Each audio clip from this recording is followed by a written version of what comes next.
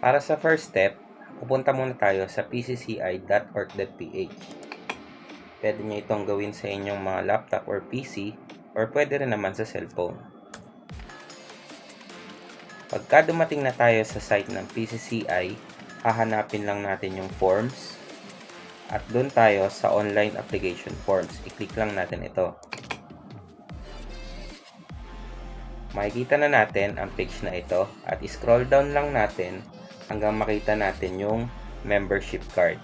I-click lang natin ang membership card at lalabas na tayo dito sa online form na ito. Bali ito, i-fill upan lang natin ito ng ating mga pangalan at ang inyong address. Mahalaga na eksakto ang address at kumpleto kung saan talaga kayo nakatira kasi ito ay magre-reflect sa inyong mga records. Employment, kahit ano na mailagay nyo dyan. At kung may employer's name.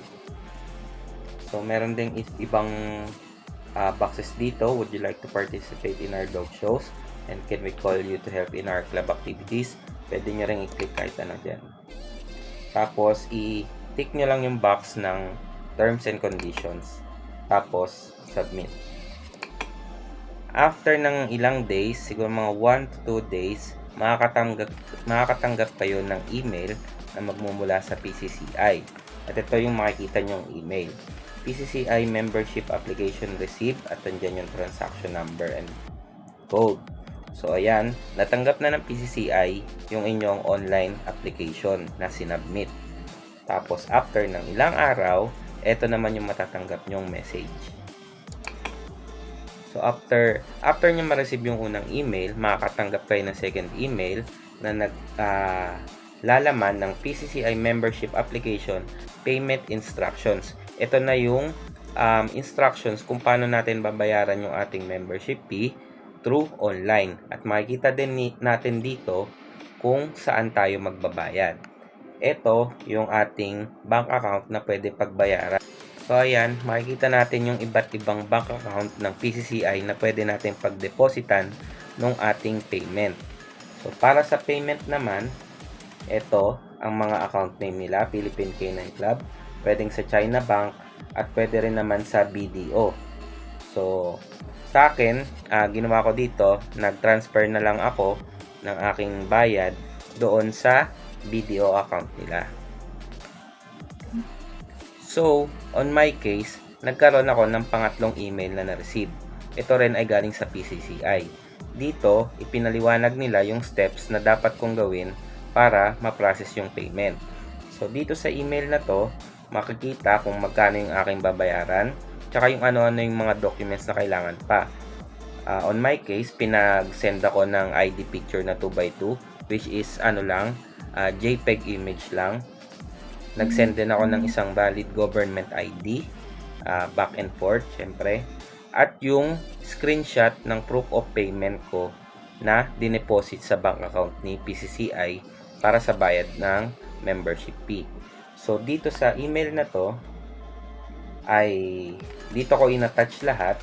At dito, na-acknowledge naman, na-receive ni PCCI yung ating mga documents, mga pictures, at yung ating proof of payment. So, in-apply ko yung aking membership nung June 10 at na-acknowledge nila yung aking mga documents ng June 11, 2024. And guess what? Natanggap ko yung aking ID or yung aking package mula LBC. Door-to-door po ito ha. Kasama na po itong lahat. Andito yung ID. Ito yung parang amended bylaws nung club.